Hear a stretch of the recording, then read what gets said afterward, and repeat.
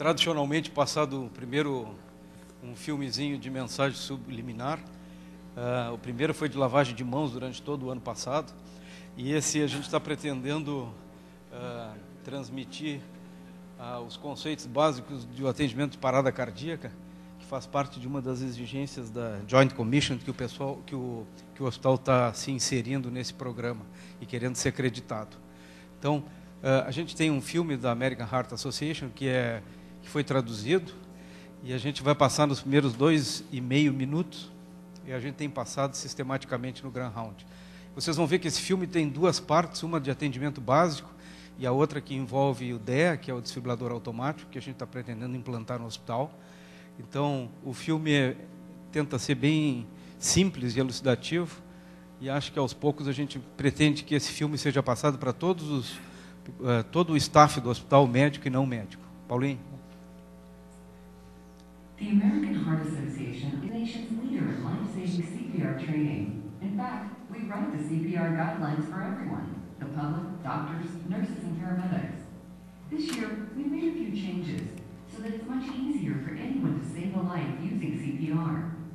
Let's take a quick review of the new CPR process and when to use it. When someone's heart stops beating, it's called cardiac arrest. CPR is needed right away when this happens. Cardiac arrest victims will die if they don't get help fast. When cardiac arrest strikes, the victim typically collapses, stops breathing, or stops breathing normally and can't respond. If the victim does not respond, and the victim is not breathing or not breathing normally, yell for someone to call 911 and have them get an AED. An AED is a portable electronic device that helps the heart return to its normal rhythm. If you're alone, call 911 and get the AED yourself. Then follow the AED's voice prompts.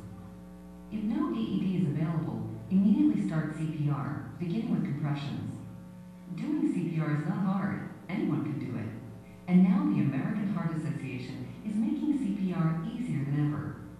We used to tell people that the proper steps for CPR are airway, breathing, compressions, or ABC. But we've changed that order, so the compressions come first. It's now compressions, airway, breathing, or CAB. This new order makes it easier because anybody can start out with compressions, even with no CPR training. Just push hard and fast on the center of the chest. If you haven't been trained, keep pushing until help arrives. When you give compressions, make sure you push the chest down at least 2 inches and allow a little time for the chest to come back up. Push as hard and fast as you can. The perfect rate for compressions is at least 100 per minute. That's the same speed as the beat of the song Staying Alive, so try to keep that tune in your head if it helps. If you've been trained in CPR, push on the chest 30 times, then open the airway by tilting the head back and lifting the chin. This helps air reach the lungs. Next, give 2 mouth-to-mouth breaths over 1 second for each breath, and watch for the chest to rise. Continue the CAB cycle until help or an AED arrives. Use the same CAB cycle for adults, children, and infants. This is just a quick overview. So to learn more or to sign up for CPR training that can help you save someone's life, visit our website at www.heart.org/CPR. Ok. Esse Grand Round a gente programou para que a gente conseguisse trazer uma inovação que o hospital está promovendo na área da radiologia, especialmente a interação radiologia-cardiologia, graças à nossa mais recente contratação. Estamos que nem o Grêmio, assim, esperamos que não tenha nenhuma lesão, do Pipo, que é nosso ex-residente de terapia de medicina interna e radiologia, e que foi para o Canadá, ficou 4 anos, né, Pipo? 4 anos e meio, aproximadamente, fazendo o estágio dele em radiologia com a especialização na área de imagem e cardiologia. Então, a gente quer trazer esse Grand Round para o conhecimento de todos e dizer para todos que esses 2 métodos estão, um deles já a ressonância disponível, e até mais ou menos daqui talvez umas 2 semanas, né, Pipo, a gente já tem o tomógrafo, a tomografia multi-slice instalada, o tomógrafo já está instalado, estão só testando os softwares e os protocolos. Então a gente espera que esse Grand Round seja, na verdade, uma realidade daqui a 15 dias, com todo o staff do hospital dispondo desses 2 métodos. Apenas um detalhe eu gostaria de salientar, e eu acho que isso é fundamental para o aprendizado de todos, é que nós estamos disponibilizando, não sei se vocês já viram na internet, o Serviço de Radiologia dispõe, há mais ou menos aí, desde o início do mês de março, um sistema de consultoria, né? Pelo ramal, até eu tenho que decorar o ramal, mas é 27514, todos os médicos do hospital que quiserem ter alguma informação sobre qualquer exame radiológico que eles vão ser realizados, antes de solicitarem o exame, entrem em contato com a central de consultoria da radiologia, por esse ramal, que eles vão estar informando para vocês, conversando sobre os exames, etc, etc. Particularmente exames mais sofisticados, como tomografia e a ressonância magnética. Eu acho que isso é um avanço para a gente aprimorar a solicitação de exames, diminuir o número de pedidos de exames desnecessários e beneficiar o paciente com o melhor exame no melhor momento. Pipo. Eu chamo de Pipo, mas é Felipe. Ninguém me conhece por Felipe, não tem problema. Então, eu gostaria de agradecer ao professor Naz e à VPM por convidar para fazer esse grande round, esse tema que é muito importante hoje. São 2 métodos que têm sido desenvolvidos nos últimos 20 anos e hoje em dia eles são fundamentais como parte do armamentário diagnóstico disponível para os médicos, principalmente os cardiologistas, na investigação de patologias cardiovasculares. Além do conflito de interesse óbvio, que eu faço esses métodos, eu não tenho nenhum outro conflito de interesse comercial. E como o tema é muito amplo, a gente poderia fazer os grandes rounds até o final do ano e ainda ia faltar para falar desses métodos. Eu decidi dividir em 2 partes, falar rapidamente sobre os princípios técnicos desses 2 métodos, depois as aplicações. Aí começamos com a tomografia multi-slice. A tomografia, como vocês sabem, começa com um aparelho emissor de raio-x, que vai ser detectado por um arco de detectores que fica no lado oposto do paciente, que vai girar em torno do paciente, a mesa vai andar, vai cobrir a anatomia de interesse e a gente vai conseguir, após isso, formar as imagens. A grande diferença entre o tomógrafo de detector único e o multi-slice, que é o que nós estamos falando aqui em questão, é a presença de um único detector no tomógrafo de detector único, e o multi-slice, ou de múltiplas fileiras de detectores, são múltiplos detectores no eixo longitudinal do paciente. Isso faz com que, com uma rotação, a gente consiga adquirir várias fatias, por isso multi-slice, em comparação com uma fatia única no tomógrafo de detector único. A particularidade que nós temos nos exames de cardiologia é que a gente tem que sincronizar com o eletrocardiograma, e isso se faz basicamente de 2 maneiras, a retrospectiva e prospectiva. A retrospectiva, o tubo de raio-x é ligado de forma contínua, a mesa move, cobre a anatomia de interesse, e a gente retrospectivamente a gente vai sincronizar com a onda R, a reconstrução das imagens, nós vamos ter imagens livres de artefatos de movimento. A sincronização prospectiva, de outra forma, o aparelho detecta a onda R, num período determinado, entre o intervalo R e R, nós vamos adquirir as imagens. E a consequência evidente disso, é que vocês podem ver retrospectiva aqui em cima e prospectiva embaixo, é que vai ter uma parte do intervalo RR no prospectivo que não vai ter o tubo ligado, não vai ter radiação. Então, a dose de radiação na sincronização prospectiva é muito menor que na retrospectiva.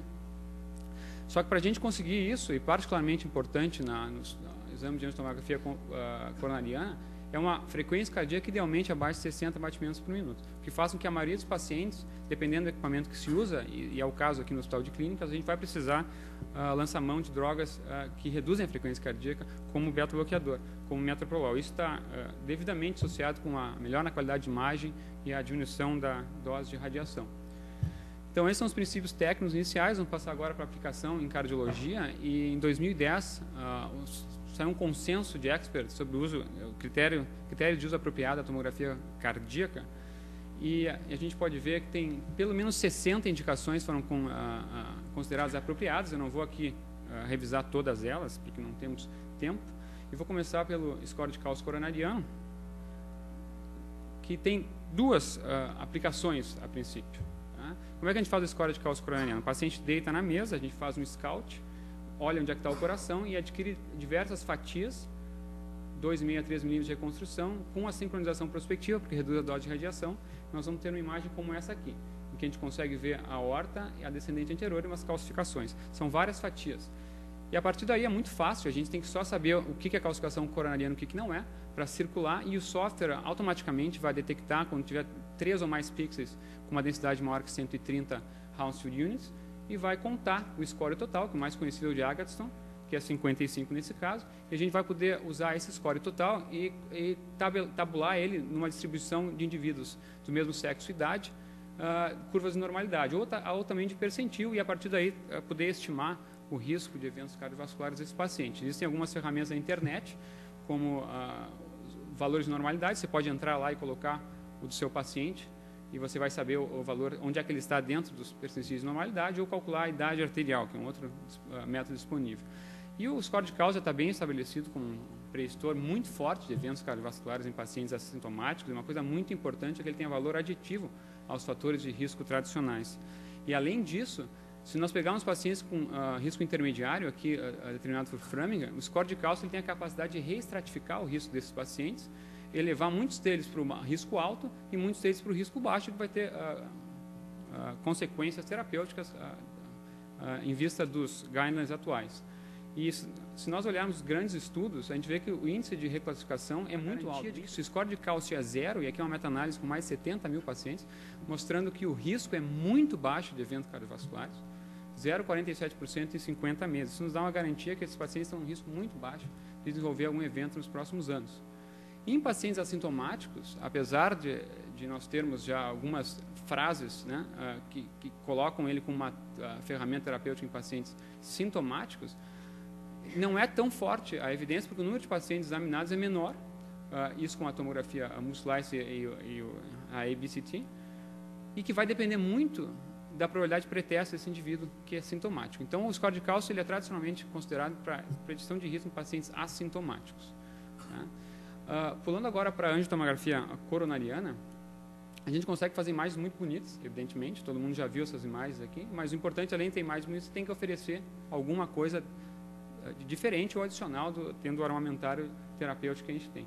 E se a gente for de investigação diagnóstica, se a gente for olhar dessas 60 indicações, a maioria absoluta é com relação à angiotomografia coronariana. Existe uma parte aqui que é de avaliação de função, cardiopatia congênita, mas a maioria de angiotomografia coronariana para avaliar a doença aterosclerótica. E avaliando a doença aterosclerótica, tem muitas coisas que a gente pode observar na angio-TC. A localização da placa calcificada, se ela é placa calcificada ou é mista, se ela é predominantemente não calcificada, onde é que ela se localiza no vaso, se ela é de forma excêntrica, aqui uma placa não calcificada excêntrica, a gente pode ver no vaso esticado aqui, ou circunferencial, placa calcificada. E alguns fatores que em alguns estudos mostraram que podem estar associados com o desenvolvimento de eventos cardiovasculares, como o remodelamento positivo, que é essa distensão do vaso, a gente pode ver um vaso aqui com pouca doença aterosclerótica distal, e mais proximal ele tem um calibre maior, que é o chamado remodelamento positivo.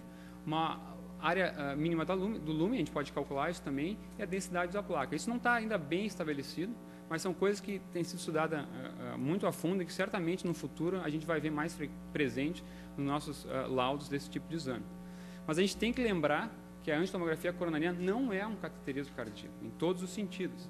Principalmente porque a resolução temporal, que é a capacidade de resolver o movimento, de ter imagens sem movimento, é absurdamente melhor com a tecnologia que a gente tem, com a angiotomografia convencional. Por isso que muitas vezes, quando a gente tem um exame alterado na angio-TC, a gente precisa de uma confirmação no exame mais específico, que é a angiografia convencional. Então, a angio-TC não veio e não está aqui para substituir a angiografia convencional. Ela vai ser muito importante num determinado cenário que eu já vou mostrar para vocês.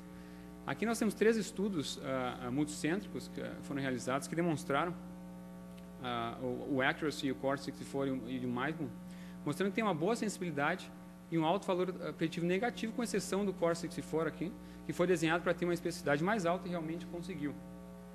O que fez com que, se nós avaliarmos pacientes com uma probabilidade pré-teste intermediária ou baixa, a gente vai ter um valor preditivo negativo muito alto. E é esse o cenário que a angiotomografia coronariana se coloca como método de investigação nesse paciente com dor torácica, né, no protocolo de excluir doença obstrutiva ou hemodinamicamente significativa.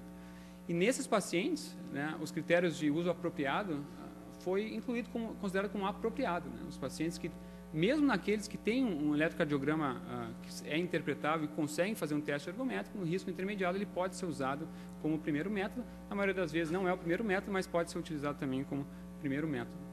Algumas outras situações que a angiotomografia coronariana tem sido considerada apropriada. Paciente com sintomas continuados a despeito de um teste ergométrico normal anterior, risco intermediário, um teste ergométrico.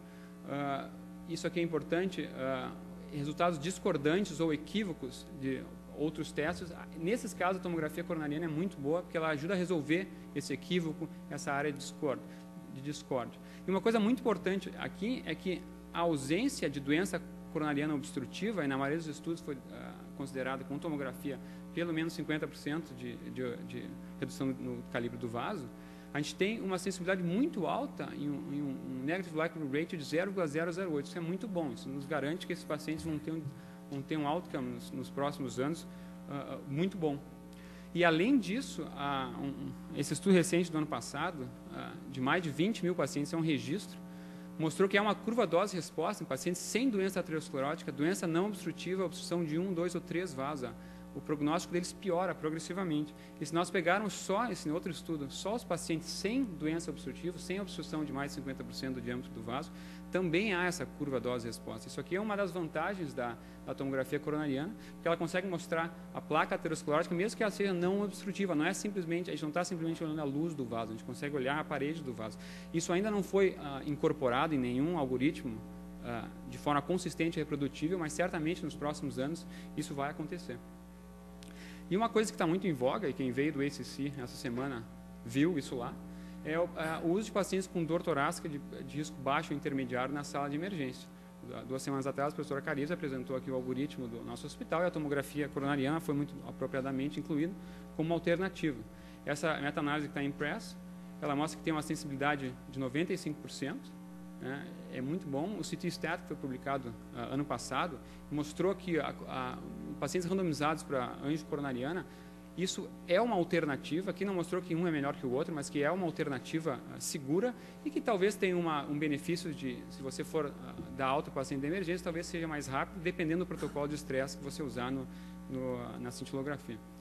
E esse foi publicado no New England online há 2 dias atrás, foi apresentado pelo Harold Lee, há 2 dias no ACC, mostrou que, em termos de segurança, pacientes randomizados para uma estratégia baseada na angio coronariana e numa estratégia normal, de tratamento de avaliação normal desses pacientes, não houve diferença significativa nos desfechos, mas, de novo, mais pacientes foram liberados da emergência em comparação com a estratégia tradicional. Outro estudo que foi apresentado, que mostrou resultados semelhantes, é o Romikatsu, que o Ido Hoffman apresentou também no ACC ontem, e mostrou resultados semelhantes. Então, isso mostra que a tomografia é uma alternativa nesses pacientes quando ela está disponível e o médico pode fazer uso dela. Existem algumas preocupações com relação à dose adicional de radiação, e que a gente pode discutir isso no final.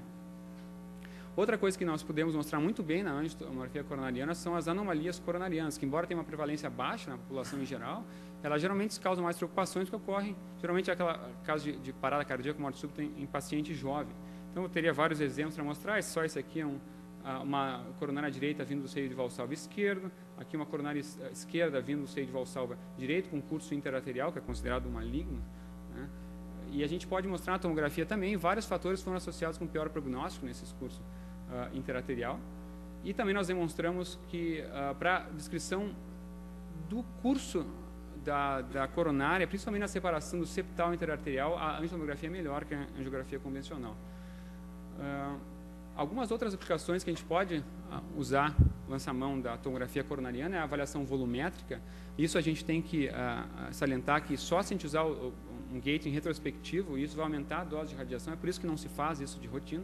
Se faz, por exemplo, pacientes que têm marca-passo, que não podem fazer ressonância cardíaca e que precisam avaliar o volume do ventrículo direito, por exemplo, pacientes operados de tetralogia de Fallot com marca-passo, em que a janela para o ventrículo direito talvez não seja tão boa que a ecocardiografia. A tomografia é um bom método e correlaciona muito bem com a ressonância magnética também. Hoje em dia está muito em voga também os procedimentos percutâneos. A avaliação de válvula, certamente, todo mundo concorda com isso. Primeiro, o ecocardio, né? A tomografia coronariana vai ter algum papel, talvez, em válvulas muito calcificadas, ou, principalmente, o que tem feito é a colocação de válvula aórtica por catéter. Também foi apresentado no ACC essa semana e foi publicado no New England, resultados do estudo Partner, segmentos de 2 anos, que mostrou que há um benefício nesses pacientes que não podem ser operados e que têm esse procedimento de TAV. E o que a gente faz na multi-slice, é mostrar toda a anatomia da aorta e dos ilíacos numa aquisição só. Geralmente, esses pacientes são idosos e não tem muito problema de se preocupar com radiação, mas a gente pode mostrar o grau de calcificação dos vasos, a tortuosidade, porque o operador vai precisar saber se ele vai poder colocar todo o sistema pelo membro inferior. A gente pode dar parâmetros importantes de localização de coronária com relação ao ângulo, diâmetro do ângulo, diâmetro da válvula, para que o operador possa ficar tranquilo e escolher a melhor válvula e colocar da melhor forma a válvula nesses pacientes. Outro procedimento que a tomografia ajuda bastante é a relação de bypass minimamente invasivo, em que se faz uma mini toracotomia, quando você quer só colocar a mamária interna e a descendente anterior. Eu vou voltar aqui para a gente olhar de novo. Não voltou? Mas a gente pode ver que a gente pode dar várias relações, qual é o espaço intercostal que o cirurgião pode operar, qual é a relação do externo, qual é a distância para a aorta, qual é a distância para a descendente anterior. Isso facilita muito o trabalho na sala de cirurgia. Agora voltar. Mapeamento de veias pulmonares, pré-ablação de radiofrequência, é uma aplicação já consagrada, a gente consegue delimitar muito bem. Isso não necessariamente necessita de sincronização eletrocardiográfica, porque as veias pulmonares são bem grandes. A gente consegue dizer um número, o diâmetro, a distância do primeiro branching da veia, e isso facilita na fusão com o mapa eletroanatômico o trabalho do eletrofisiologista. A gente pode também demonstrar a anatomia do seio coronariano, dos seus ramos venosos, para que numa terapia de ressincronização ventricular possa acessar, saber se é possível colocar um wire na parede posterior do ventrículo esquerdo. E cardiopatias congênitas, existem muitos exemplos. Aqui é só um exemplo com um paciente com ventrículo direito hipoplásico após a cirurgia de Fontan. Esse paciente recebeu uma injeção de contraste no membro superior e inferior, e esse ao pacificar esse átrio extremamente dilatado, dá para ver um trombo bem bonitinho ali dentro. Algumas outras coisas que eu não vou me estender, mas que eu vou tocar no assunto, que são importantes, que nos próximos anos certamente a gente vai ver, é a avaliação e quantificação de uma forma mais sistemática da placa aterosclerótica. Isso certamente vai nos dar mais informações para decidir o tratamento desses pacientes, não agora, mas quando saírem estudos em maior escala. Perfusão miocárdica por estresse, a gente tem um ensaio clínico que deve ser publicado esse ano, o coleta terminou ano passado, o PI é o João Lima, da Johns Hopkins, que é o Core 320, que vai ser publicado esse ano, está todo mundo ansioso pelos resultados, e que talvez a perfusão miocárdica aumente a especificidade do teste da angiocoronariana e ajude bastante a fazer o diagnóstico desses pacientes. O realce tardio também pode ser feito com a tomografia coronariana, tomografia cardíaca. O problema, evidentemente, é a dose de radiação, e que as imagens não ficam tão bonitas e tão claras como na ressonância cardíaca. E uma outra coisa que surgiu ano passado, que é uma coisa quase que fantástica, é o FFRCT. Foi um trabalho publicado no JACC. Eu vi a apresentação desse trabalho em Denver ano passado, que explodiu a sala onde estava sendo apresentado, em que depois de 6 anos de trabalho eles conseguiram criar um software que demora algumas horas para fazer um cálculo, mas se conseguiu ter uma correlação fantástica entre a FFR por CT com a invasiva, a convencional. E aqui um blended out mostrando que na zona crítica, aqui 0,7, 0,8, tem uma correlação muito interessante. Isso aqui a gente não sabe se vai funcionar, mas tem um ensaio clínico multicêntrico em andamento agora para ganhar o approval do FDA, e certamente é uma coisa que, se funcionar, eles conseguirem mudar o tempo de interpretação de 5 horas, que é o atual, para 1 hora, isso aqui vai ser outra revolução na tomografia computadorizada. O mais incrível é que isso aqui é feito sem estresse. Então, essas são as aplicações da tomografia computadorizada. A segunda parte é a ressonância magnética. Vamos falar um pouquinho de princípios gerais e aplicações em cardiologia. A ressonância magnética, o que a gente olha no tipo mais comum da ressonância magnética que a gente vê, é o átomo de hidrogênio, que é o mais abundante no nosso organismo. A cada átomo funciona como um pequeno magneto. A gente introduz o indivíduo dentro de um campo magnético mais forte, que é o magneto que a gente tem aqui, que no HCPL que a gente tem no momento é o de 1,5 Tesla, que é o mais comumente usado para ressonância cardíaca e para todas as ressonâncias no mundo inteiro. Só para ter uma comparação, o campo magnético da Terra no Equador é muito menor.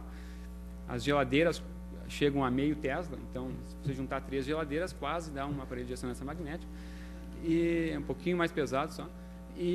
Então você coloca o indivíduo aqui dentro, esses pequenos átomos, campos magnéticos, vão se alinhar com o campo magnético mais forte, e se a gente aplicar uma série de sequências de pulso e gradiente de uma forma coordenada, esses campos magnéticos pequenos magnetos vão entrar em ressonância, vão absorver energia e vão liberar energia, a gente vai conseguir detectar através de uma bobina e transformar isso numa imagem. Mais ou menos assim que funciona. O indivíduo fica lá dentro, completamente lá dentro, para a maioria das aplicações que envolvem o corpo, como é o caso da cardiologia, com umas bobinas de superfície, que não são necessariamente necessárias, mas a imagem fica melhor. E a gente tem que, assim como a tomografia cardíaca, sincronizar com o eletrocardiograma. E quando não dá, se o paciente tem muita arritmia, que é o caso mais comum, ou quando tem alguns artefatos dentro do campo magnético mais forte, a gente pode usar o pulso periférico também para sincronizar a aquisição das imagens. As vantagens da ressonância cardíaca é que ela, obviamente, não tem radiação ionizante. Então, a gente pode repetir esse exame várias e várias vezes, não tem o problema de o acúmulo de dose. Ela tem uma capacidade multiplanar, que não depende de janela acústica ou de projeção da imagem. A gente pode adquirir o plano que a gente quiser. Pode dar uma informação anatômica e funcional, o que é muito importante.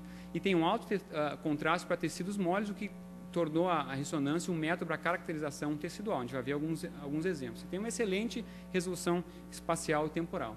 As desvantagens que a ressonância cardíaca apresenta é o custo, que ainda é elevado, a disponibilidade, né, que obviamente não são em todos os lugares disponíveis, existem outros métodos que são infinitamente mais disponíveis. A gente espera que com o tempo isso melhore. O tempo de exame, que varia de meia hora a 1h30, dependendo do que a gente quer ver ou da extensão da nossa investigação. Alguns pacientes não vão conseguir ficar dentro do magneto, e aqui, se alguém já fez ressonância, vai saber do que eu estou falando. Eu já fiz e realmente no começo dá um pouquinho de ansiedade. Tem alguns pacientes que não vão conseguir ficar, a gente não pode sedar completamente o paciente, porque a gente precisa que ele prenda a respiração e obedeça a comandos, então se ele dormir não serve para a gente. E tem alguns pacientes que vão ter contraindicações, a mais comum é marca-passo, desfibrilador, equilíbrio de aneurisma. Já existem alguns desfibriladores que são compatíveis com ressonância, mas não cardíaca, ressonância neurológica. E aplicações praticamente em todas as patologias cardiovasculares. Aqui teria muita coisa para falar, nós vamos pegar algumas coisas, mas é importante salientar que a ressonância é mais um método que a gente tem para investigar a patologia cardiovascular. Ela tem algumas vantagens e desvantagens com relação aos outros métodos, mas de uma forma geral, ela não compete diretamente com todos os métodos. Ela dá algumas informações adicionais que alguns métodos têm e que vai beneficiar a investigação desse paciente.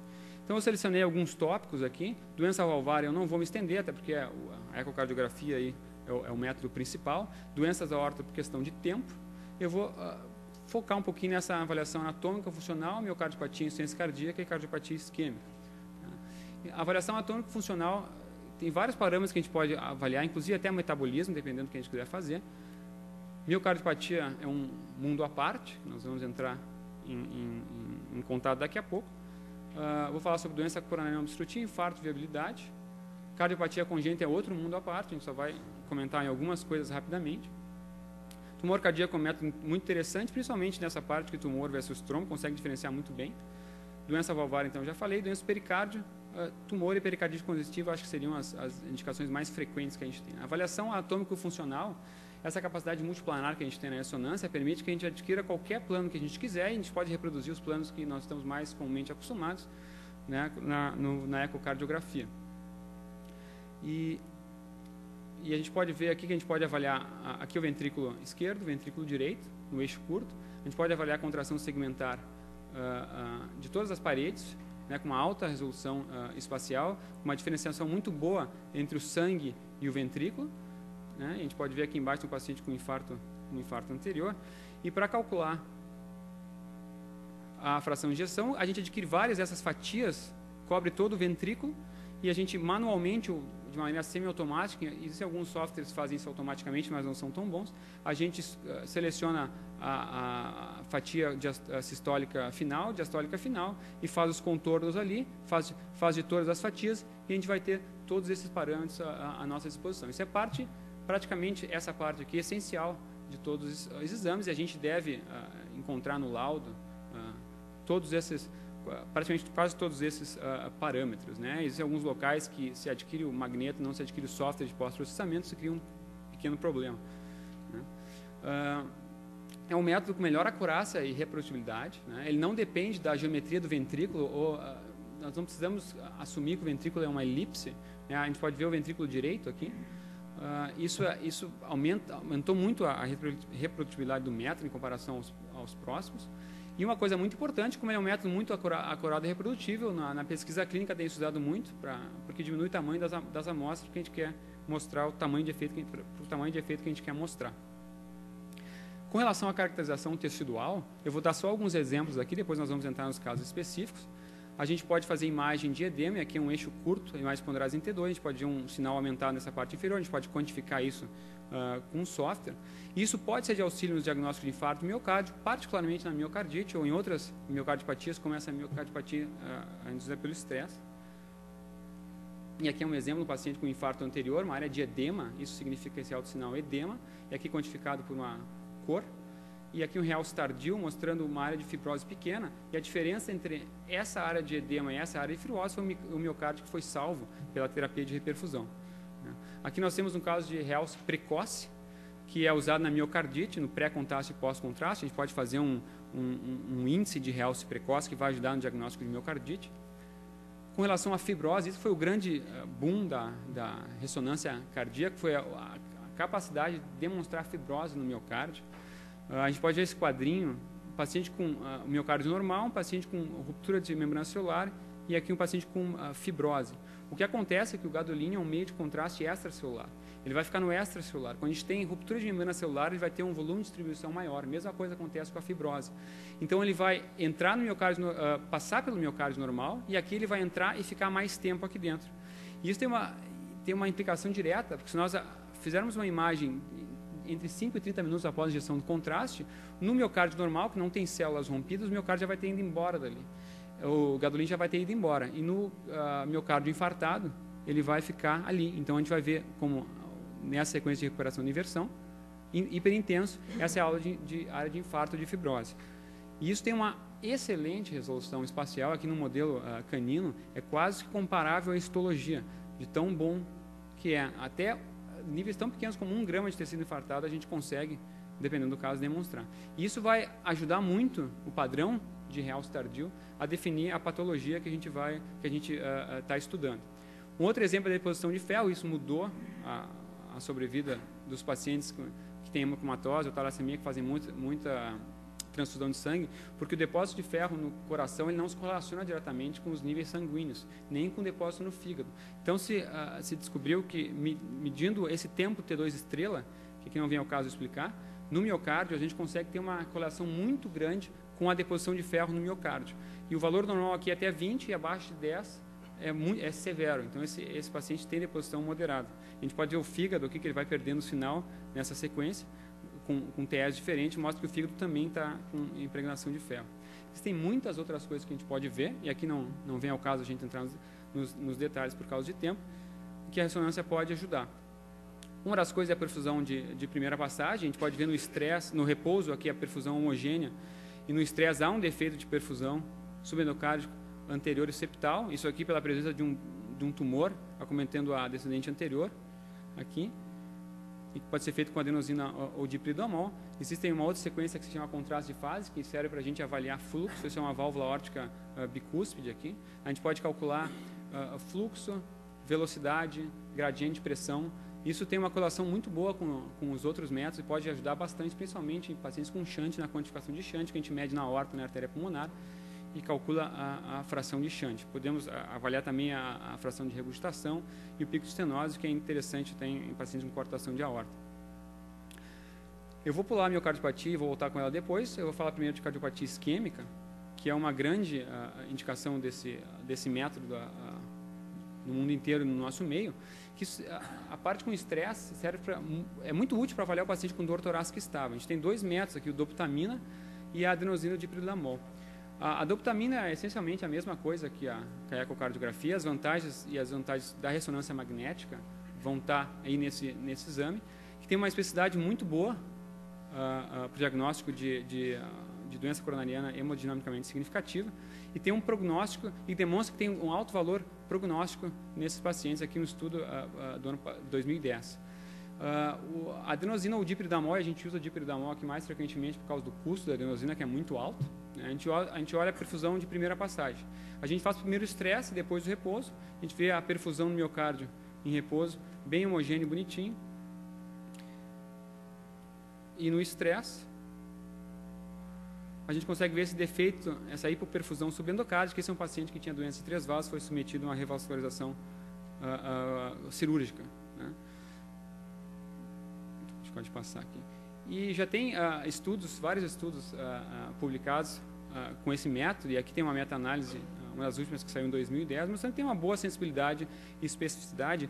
E ainda uma coisa muito importante é que o estudo normal nesses pacientes confere um excelente prognóstico a curto e médio prazo, né, com a perfusão de primeira passagem. Isso coloca a ressonância com estresse dentro do armamentário de investigação que o cardiologista tem, assim como a tomografia computadorizada, que o que ele vai usar vai depender muito da experiência local, o exame que está disponível, né, e o que já foi feito antes, né. Aqui tem todos os métodos, eles têm uma capacidade boa de investigar. Isso aí vai depender muito do que está disponível no local. Eu, evidentemente, defendo a ressonância magnética. E a ressonância magnética, então, ele vai auxiliar no diagnóstico do infarto do miocárdio, prognóstico, caracterização do infarto do miocárdio e a sequela. Que vocês podem ver, a correlação com a histologia é fantástica, né? É muito similar para aqueles mecanismos que eu já expliquei. E a sensibilidade para o infarto agudo crônico é muito boa também. Claro que aqui depende um pouquinho da dose de gadolina que a gente usa. Geralmente a gente usa essa vermelha aqui, que é 0,2 milimol por quilograma de peso, mas tem uma alta sensibilidade para o infarto do miocárdio, tanto que é capaz de fazer diagnóstico de infarto pós-revascularização. Pequenos infartos são detectados pela ressonância magnética, o que às vezes não ocorre com o SPECT. Às vezes, isso é um trabalho clássico do Wagner de 2003, mostrando que alguns infartos subendocárdicos, né, a ressonância, por ter uma resolução espacial melhor, vai detectar. E isso ele é forte preditor à ressonância de mortalidade de eventos adversos nesses pacientes com infarto. Então, a ressonância tem um papel interessante na investigação e avaliação do infarto do miocárdio, tanto na fase crônica como na fase aguda, em que o realce precoce ele pode detectar obstrução microvascular, que é um preditor de pior prognóstico de fração de ejeção em 90 dias, que é essa parte aqui assim, que o contraste não chega lá, por isso que fica preto. Isso pode ser detectado também no realce tardio, mas o realce precoce é muito bom para isso, que a gente faz a imagem 2 a 3 minutos após a injeção do meio de contraste. Edema nós já conversamos, é o mesmo exemplo anterior, pode ajudar na detecção da artéria culpada, porque o paciente que tem doença de múltiplos vasos, a área que infartou vai ter edema, a que não infartou não vai ter edema. A diferenciação entre infarto agudo e crônico e identificação do miocárdio que foi salvo pela reperfusão. Viabilidade miocárdica, a gente está numa época de bastante discussão da viabilidade, então um período pós-stitch trial, e que a ressonância magnética, né, não entrou naquele ensaio clínico, mas existe ainda muita controvérsia, mas é um exame muito utilizado para avaliar a viabilidade miocárdica, né. Inicialmente se via a espessura ventricular, se dizia que menor que 5,5 era um fator que ia negativo para a recuperação da contratilidade daquele miocárdio cronicamente isquêmico. Não é o melhor, a ressonância com dobutamina tem uma especificidade maior, é muito bom. Mas o mais usado, mais comumente usado, por ser muito fácil de usar, é o realce tardio, que a gente pode quantificar a extensão segmentar e global. E nesse estudo clássico do New England de 2000, mostra que conforme a extensão do realce tardio, a transmuralidade, que é isso aqui, a extensão na parede do realce, diminui a chance de recuperação da contratilidade pós-revascularização miocárdica. Isso foi reproduzido em outros estudos, inclusive outros estudos criaram novos métodos de não só a recuperação do segmento, mas recuperação da função global. Se tiver 10 ou mais segmentos viáveis, que seriam um infarto transmural menor que 50% da espessura da parede, ou normal, teve uma recuperação mais ou menos de 7% da fração de ejeção em 6 meses, enquanto que aqueles tinham menos de 10 segmentos viáveis anormais, não tiveram a recuperação. Obviamente, aqui existe uma zona cinza, né? A gente usa um cutoff de 50%, mas o ideal é que 75% ou mais, ou zero, ou menos de 25%. Entre 25% e 75% tem uma gray zone aqui no realce tardio, que nesse caso a dobutamina ajuda. E aqui um exemplo do nosso hospital, que um paciente com infarto anterior, a gente pode ver que praticamente não dá para ver músculo, está tudo com realce tardio, e tem até um pequeno trombinho nessas 4 câmeras no anterior. Então, esse paciente teria uma probabilidade muito baixa de recuperar a contratilidade desse segmento anteroseptal aqui pós-revascularização. Com relação às miocardiopatias, então, voltando, existe um documento de 2009 mostrando que nas pacientes com insuficiência cardíaca existem várias possíveis indicações da ressonância cardíaca, né? E as principais nesses pacientes seriam, se nós quisermos ter uma aferição mais acurada da função sistólica de VE e VD, geralmente se faz com ecocardiografia, se faz muito bem, algumas vezes algumas dúvidas, a gente pode lançar a mão da ressonância magnética. Uma coisa que ajuda bastante é a disfunção, a determinação da etiologia da disfunção ventricular. A ressonância tem a capacidade, principalmente pelo padrão de realce tardio, dar uma ideia do que está causando essa disfunção ventricular. E a gente pode separar em diversas miocardiopatias aqui. E a gente tem alguns exemplos. Esse é um paciente com, obviamente, vocês conseguem ver nessas 4 câmeras, tem um espessamento septal aqui, um paciente com miohipertrófica. E era para a gente ter... Bom, aqui no paciente ia mostrar o movimento anterior sistólico SAM, né, da válvula mitral, mas não deu aqui. Aqui um paciente com miohipertrófica apical, e esses casos, a ecocardiografia às vezes tem dificuldade de captar, e a ressonância magnética é excelente. A gente tem um padrão de realce tardio bem típico nessas áreas de espessura ventricular aumentada. E tem alguns fatores prognósticos, né, que a gente pode avaliar também pela ressonância, e o principal deles é a espessura ventricular maior que 30 milímetros. O realce tardio ainda não foi incluído no guideline do ano passado como um fator de risco, digamos assim, fundamental, mas tem muitos estudos mostrando que ele está associado com desenvolvimento de arritmia maligna, alguns mostrando que se associou com mortalidade, outros não. Então, por isso que recebeu uma indicação classe 2B com o uso do realce tardio, né? Mas, principalmente aqui, a classe 1 seria pacientes em que se quer avaliar melhor, em que a ecocardiografia não foi conclusiva. Tá? Isso é uma indicação muito comum que a gente tem na ressonância cardíaca a investigar pacientes com miohipertrófia. Esse outro paciente é o paciente com mieloma múltiplo, 63 anos, espessura ventricular aumentada, insuficiência cardíaca, sistólica, e um paciente com padrão de realce tardio subendocárdico global. Isso aqui é muito característico, é quase que patognomônico de amiloidose. Tem algumas outras situações raras que não aparecem, mas nesse caso aqui ajuda muito a fazer o diagnóstico e pode não precisar, inclusive, de fazer uma biópsia miocárdica para fazer o diagnóstico.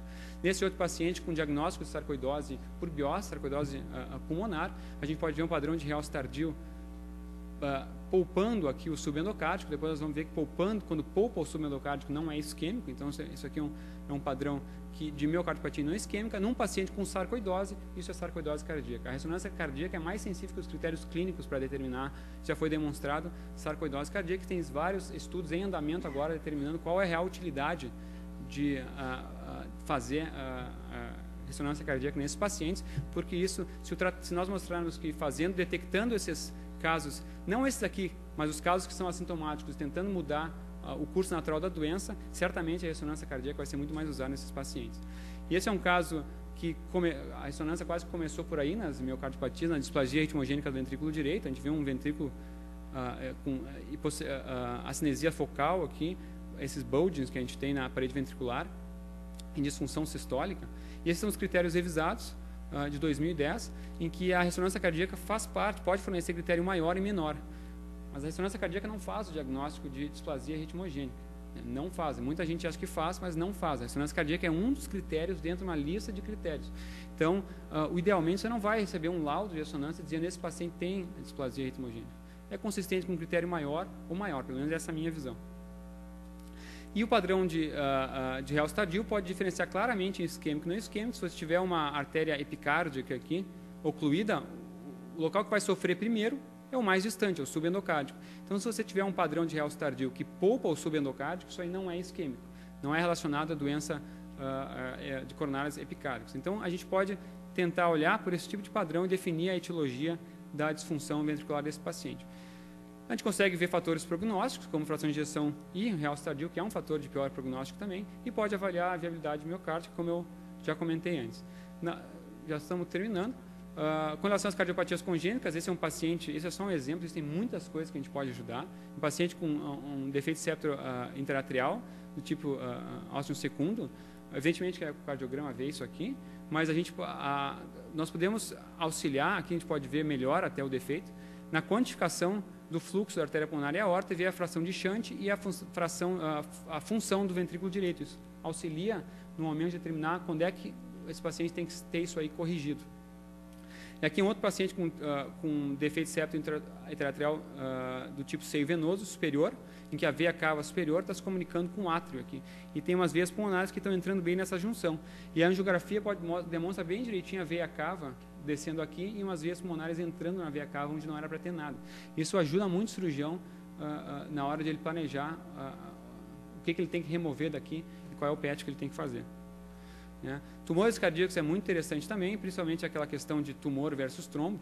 Esse é um paciente que tinha essas lesões aqui.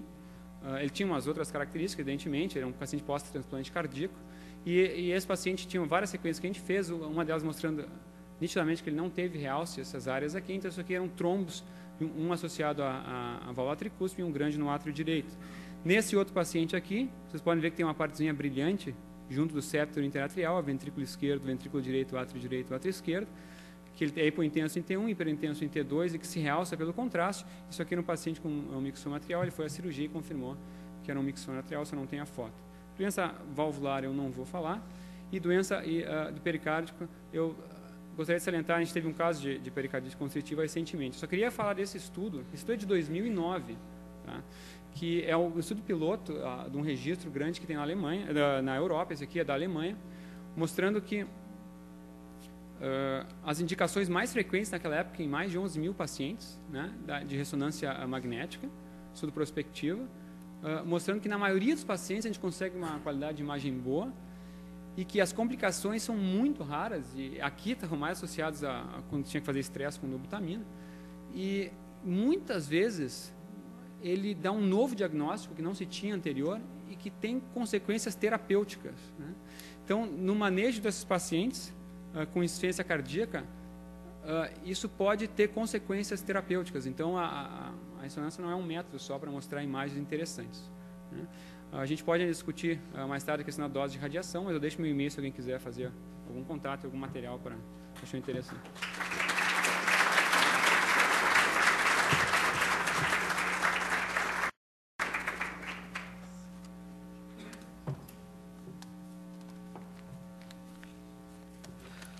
Bom, depois desse tour pela cardiologia, através da radiologia, queria abrir a sessão para discussão. Acho que são muitos assuntos aí na área da cardiologia que foram tocados, mas o bom é que o Pipo vai estar todos os dias aqui. Pipo, quais são os dias que tu fica aí para a gente? Não estou todos os dias. Quase todos. Segunda, quinta e sexta, assim, e terça de noite. Eu acho que só para... Hein?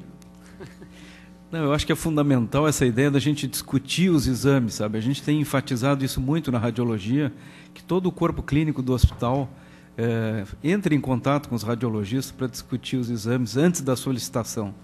Acho que isso acrescenta muito no aprendizado e também diminui o número de exames desnecessários. Luiz.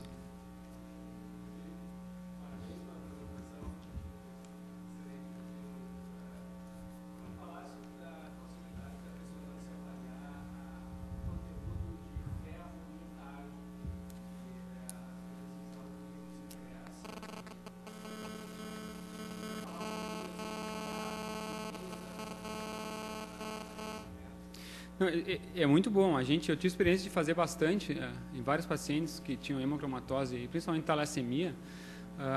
Se fazia isso quase que de rotina nos pacientes, porque não se tinha muita correlação não se tinha muito como saber quando é que os pacientes desenvolviam insuficiência cardíaca relacionada a isso. E quando já se desenvolvia, já era quase que tarde demais. Então a gente mede esse tempo T2 estrela, que o normal é em torno de 50 milissegundos e anormal é abaixo de 20 milissegundos. Né? E abaixo de 10 é muito grave, aí tem que se tomar algumas medidas mais enérgicas de quelação, né, do ferro. Então, nesse paciente a gente pode usar como screening até, e isso está muito bem demonstrado já, o grupo do Dudley Pennell de Londres, que desenvolveu essa técnica, mostrando que nesses pacientes em que tem depósito significativo de ferro, com tempo menor que 20 segundos, principalmente menor que 10, se a gente entra com uma terapia mais agressiva, isso prolonga a sobrevida desses pacientes. Então, isso é uma das coisas que a ressonância, até tem surgido sequências novas para avaliar isso aí, mas esse é um ponto específico que a ressonância mudou curva de sobrevida desses pacientes. Não sei se respondi a tua pergunta. Vou te passar.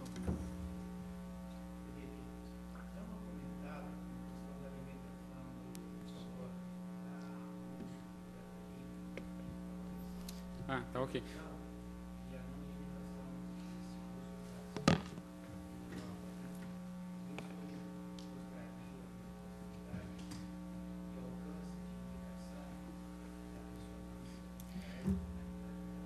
Curiosamente, o FDA não aprova, né, o gadolínio para uso na ressonância cardíaca. Saiu um estudo agora no JCMR, ano passado, do João Lima e do Marcelo Nassif, que estão em Bethesda, mostrando que coisa que não faz muito sentido. Isso aí se usa no mundo inteiro, não se usa nos Estados Unidos, né? E não é aprovado, mas se usa também, né? Todos os estudos é rotineiro usar, né? Eu estive no Canadá, isso não tinha nenhuma limitação de uso. A única limitação que a gente tem para o gadolínio principal é a depuração da creatinina endógena, então nem adianta a gente pedir, isso vale para qualquer exame de ressonância, pedir uma ressonância. Se o paciente tem uma DCO é menor que 15, nem pensar. Se tem menor que 30, nem pensar, né? Mas, porque menor que 15 está associado com risco de desenvolvimento de fibrose sistêmica nefrogênica, menor que 30 é um limiar de segurança, né? Paciente em pós-operatório de transplante hepático ou síndrome hepatorrenal também não se deve fazer. Então, se tiver uma DCE menor que 30, é muito difícil que se aceite fazer, a não ser que seja a última coisa que possa se fazer, tem que se fazer alguma coisa, mas eu acho difícil. Eu, particularmente, nunca vi. Onde eu estava, menos de 30 não se fazia. Tem que fazer outro. Não sei se eu respondi a tua pergunta, professor.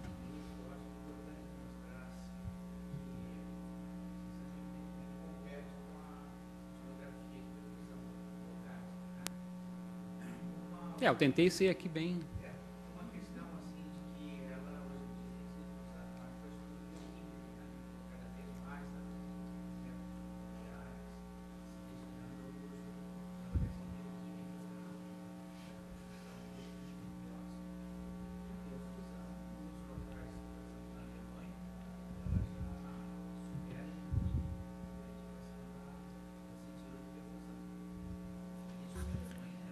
Sandra.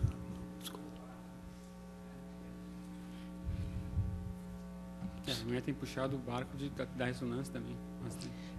Felipe, eu gostaria de dar os parabéns, excelente apresentação. Eu acho que há horas a radiologia estava nos devendo uma apresentação desse nível. E eu tenho duas perguntas. Uma, o que está se fazendo para a formação dos nossos residentes em radiologia aqui, para disponibilização de treinamento em serviço para todos esses métodos, para acompanhar o padrão internacional? E a outra pergunta é o seguinte: a minha área de atuação é em população, estudos populacionais, tenho a base na população, ou seja, mas são sempre grandes números, e os métodos de imagem me fascinam, mas são de difícil acesso. Existe alguma projeção, perspectiva, alguma coisa em andamento de adaptação de método para uso em grandes números de participantes? Vou responder ao contrário. Nos Estados Unidos já se faz um estudo grande que se chama MESA, estudo multiétnico de aterosclerose, que milhares de pacientes foram, em vários estágios, foram feitos ressonância, tomografia, score de cálcio e ressonância cardíaca, e os resultados estão saindo, tem diversas publicações. Então, na América do Norte tem bastante. Na Europa tem muitos registros de grandes pacientes. No Brasil, eu sei que score de cálcio teve um estudo de base populacional. Agora, não sei se ressonância isso foi usado no Brasil, se alguém tem essa informação, mas eu realmente desconheço. Com relação ao treinamento dos residentes, né, bom, eu recém cheguei, né, e esse método, se a gente for olhar os hospitais que nós temos no Rio Grande do Sul, o treinamento dos residentes em cardiologia e radiologia é muito limitado em tomografia e ressonância cardíaca, porque o método não é muito disponível. Na PUC é pouco disponível, no Instituto de Cardiologia tem, mas se eu não me engano, para os pacientes do SUS não tem muito, só funciona em cortesia. Então, os médicos não conseguem incorporar esse método dentro do arsenário que eles têm, e depois, quando eles se formam, fica mais difícil de você introduzir esse método. Então, eu acho que é fundamental que a gente tenha, dentro dos hospitais de ensino, eu não falo só da ressonância, mas quando surge algum método que tem um bom potencial e que funciona, que a gente tenha uma estrutura organizada, e acredito que aqui o Hospital de Clínicas vai ser o primeiro a ter realmente uma estrutura mais organizada para ensinar formar pessoal tanto da radiologia como da cardiologia, o que quer que seja, médico, nessa área. Não sei se eu respondi. Felipe, parabéns também. Eu quero, primeiro, talvez uma breve reflexão histórica. Eu não estava lá, mas talvez em 1943 estivesse numa sessão olhando o primeiro raio-x, o segundo, e todo mundo angustiado, certo? Como nós vimos olhar a chapa para fazer o diagnóstico no início da radiologia. Nós estamos vivendo uma situação meio similar aqui, né? Um novo método de excelente desempenho diagnóstico, nós olhamos o paciente por dentro, seria bom tê-lo à beira do leito, em tese. Mas eu quero chamar a atenção de dois aspectos. Primeiro, que nessa sala, 3 ou 4 semanas atrás, eu usei a palavra inovação. A real inovação aqui está em quem descobriu o jeito de alinhar esses hidrogênios e produzir imagens. Certamente a empresa, e tem muita gente rica com mérito ao redor da produção desse conhecimento. Mas aqui nós temos uma inovação que nos desafia, a inovação da incorporação de tecnologia. Tu és muito bem-vindo, a chefia, esse aparelho estava, de certa forma, aí, né? Há tempo, nós demoramos um tempo grande, pegou fogo, trocaram, botaram outro. Não fui eu que botei. Não foi tu que botasse fogo. Eu fui o bombeiro, por sinal, quero lembrar que eu era o líder dos bombeiros para proteger os aparelhos da cardiologia naquele incêndio, quem não estava aqui, há 7, 8 anos atrás. Mas estava aí, está e agora tu estás fazendo, certo? E eu desafio a chefia, a ti e a todos nós, para que trabalhemos, né? Trabalhemos no desafio da incorporação da tecnologia, certo? Isso não pode circular por vias tipo, faz para mim, certo? Esse meu doente é importante, certo? Nós temos que realmente estabelecer protocolos, certo? Para o uso pleno, full time. Se tu está só alguns dias, vamos treinar a gente para estar todos os dias, pelo menos para captar a imagem, certo? Para esse aparelho pegar fogo trabalhando, certo? Mas nas situações indicadas, né? Para resolver problemas, né? E não simplesmente, como está muito bem dito numa crônica recente no Jornal do Globo, por um pensador de IATS, que as tecnologias criam a demanda na área médica, certo? Nós temos que inverter a lógica, nós temos que ter a demanda, né? Mandando, no caso. Muito obrigado. Ricardo.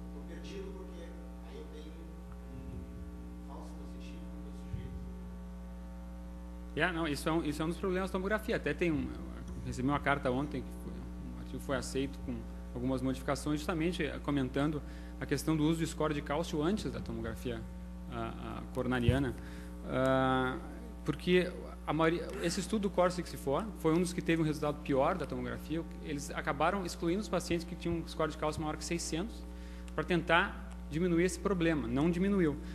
O que acontece é que quando tem cálcio, o cálcio causa um problema que se chama artefato de volume parcial. E o cálcio parece maior do que ele obscurece o lúmen, a gente olhando parece que tem uma estenose significativa e não tem. O paciente que tem muito cálcio não é bom para a tomografia coronariana. Não é bom, isso é ruim. A gente tem que ter isso, até saiu acho que foi não sei se foi no Annals of Internal Medicine, no JAMA, uma vinheta de uma paciente que fez uma tomografia errada, levou um cateterismo errado, que fez uma dissecção na coronária, ela foi para transplante cardíaco e morreu, e o título era que a culpa era a tomografia computadorizada. Apesar de discordar da maneira como foi feito, a gente tem que saber exatamente, indicar adequadamente o paciente, saber a limitação do método. A calcificação, atualmente, é uma limitação do método. Mas isso tem que ser, você tem que cobrar da pessoa que interpreta o exame, que vem o laudo, o ideal é conversar com ela, tem que estar claro ali, que há uma limitação da calcificação, não se pode ter certeza, não dá para dizer o que aquele segmento ali ele é não interpretável. Isso acontece. Os pacientes que têm score de cálcio mais alto, eles têm maior chance de ter segmentos não interpretáveis. Mas uma outra coisa curiosa que acontece é que em muitos pacientes a gente acaba determinando em segmentos que não estão calcificados nesse paciente que tem score de cálcio alto, que tem uma estenose que a gente consegue ver. Por que a tomografia faz? A gente tem que determinar onde é que estão essas estenoses, se tem uma estenose significativa e onde é que elas estão na árvore coronariana e quantas tem. Muitas vezes, dependendo, a gente só quer saber se tem, onde é que elas estão e quantos que tem, porque isso vai levar para um outro método mais específico para confirmar a presença dessa estenose. Mas a gente tem que ter bem claro a limitação do método. Score de cálcio alto não é uma coisa boa para nós. Se você tem um paciente de antemão, você já fez um score de cálcio coronariano, ele já tinha, que está lá 800, 1000, 600, tanto que, se você olhar os critérios de uso adequado, eles consideram adequado, apropriada a indicação, quando tem um score de cálcio menor que 400. Acima de 400 está como U, que não está esclarecido ainda.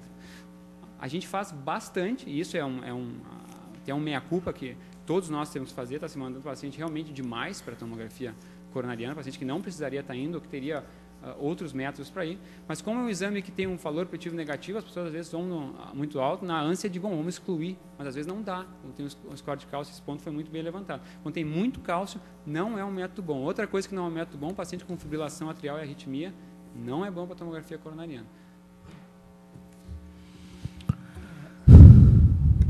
Felipe, parabéns pela apresentação, acho que foi extremamente elucidativa. Eu que lido com imagem cardiovascular, a gente fica impressionado e certamente com um pouco de medo, né, os ecocardiografistas. Não, mas eu deixei claro que... Não, mas... Por isso que está aqui o Ludwig, tu tão cheio, eles nem falam, eles estão quietos num canto lá. Hein, Ludwig? O meu comentário, eu até comentei com o Miguel que o Pipo talvez tenha que estar aqui o dia inteiro, de segunda a sexta, pelo medo que eu tenho da demanda que vai se gerar frente a todas essas indicações. Então, na verdade, eu tenho mais um comentário que eu acho que agora tem que se pensar muito bem como é que vai se proceder a incorporação dessa tecnologia dentro do Hospital de Clínicas, muito na linha que o professor Flávio comentou. A gente vivencia isso no dia a dia, na unidade de métodos não invasivos, do sobreuso do ecocardiograma em inúmeras situações. Então, eu acho que tem que ter não sei se o protocolo é a palavra correta, mas um planejamento muito detalhado de como é que vai se fazer. Por exemplo, a gente vai poder pedir esses exames ambulatorialmente ou só para o paciente internado. Entrando a tomografia multislice, score de cálcio é uma coisa que no mercado, fora do Hospital de Clínicas, é uma realidade muito grande, assim, né? Isso realmente se incorporou. Como é que vai ser a solicitação desse exame em nível ambulatorial, se a gente vai conseguir atender essas demandas. Então tem que tomar muito cuidado agora na hora de solicitar o exame, exatamente quem é que vai poder solicitar e como é que isso vai se proceder. Isso é uma realidade, porque a gente tem os recursos limitados e uma demanda muito grande, então a gente tem que saber como alocar melhor. A gente tem um aparelho de ressonância magnética e que atualmente, até um mês atrás, fazia só pacientes internados, por uma questão da gestão, talvez o professor Naso possa esclarecer mais. Agora a gente tem uma carga ambulatorial que inicialmente a imagem cardíaca não está nessa carga ambulatorial por razões óbvias, que não se fazia antes, mas aos pouquinhos a gente vai, né, comendo pelas beiradinhas e galgando mais espaço. Mas evidentemente, né, a gente tem um aparelho. Eu fiz meu treinamento no local onde tinham 2 aparelhos de ressonância dedicados para cardiologia, se fazia 14 a 15 exames de ressonância cardíaca por dia. Não é a realidade que nós temos aqui, então nós temos que saber como alocar. O score de cálcio, nós temos um aparelho de 16 fileiras detectoras que já faz o score de cálcio, e agora está sendo instalado um de 64. É um exame muito rápido, demora 2 minutos, então eu não acredito que o score de cálcio vai causar nenhum problema em termos de processamento ali. Vamos ter que ver os 1000 pacientes da professora Carize do ambulatório que estão esperando para fazer. Acho que a gente faz uma fila.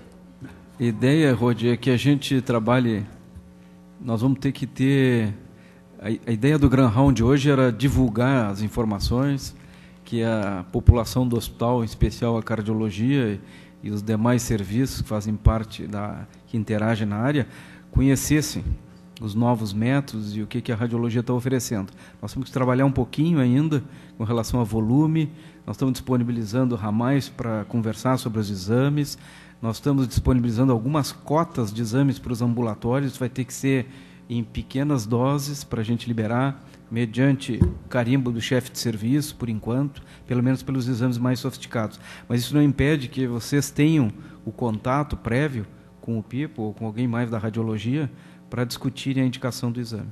Eu queria agradecer ao Pipo. Um minutinho, só queria dar uma palavrinha com relação com relação à dose de radiação, porque não deu tempo de falar, acho que o senhor tinha me pedido para falar sobre isso aí, que é uma coisa que está muito em voga na tomografia coronariana, foi um estudo que quando começou, só para vocês terem uma ideia, a gente usa para comparar os métodos a dose efetiva, né? Não é para ser usado como marcador de risco individual, mas a gente usa para poder comparar métodos. Uma tomografia normal de tórax tem em torno de 5 a 7 millisieverts, que é a unidade. A tomografia coronariana, quando surgiu com gating retrospectivo, estava em torno de 20 e poucos. Aí fizeram modulação de dose, caiu para 12. Prospectivo, o gating prospectivo em torno de 5, 7, e hoje em dia os equipamentos mais novos conseguem fazer em torno de 1 a 3 millisieverts, que é equivalente a um score de Gauss que caiu mais ainda na radiação. O equipamento que nós temos aqui vai dar em torno de 5 a 7 millisieverts, vai ser o equivalente a uma tomografia de tórax, mais ou menos uma tomografia coronariana. E só para comparar com outros métodos, o cateterismo convencional diagnóstico é mais ou menos a mesma coisa, 5, 6, 7 millisieverts.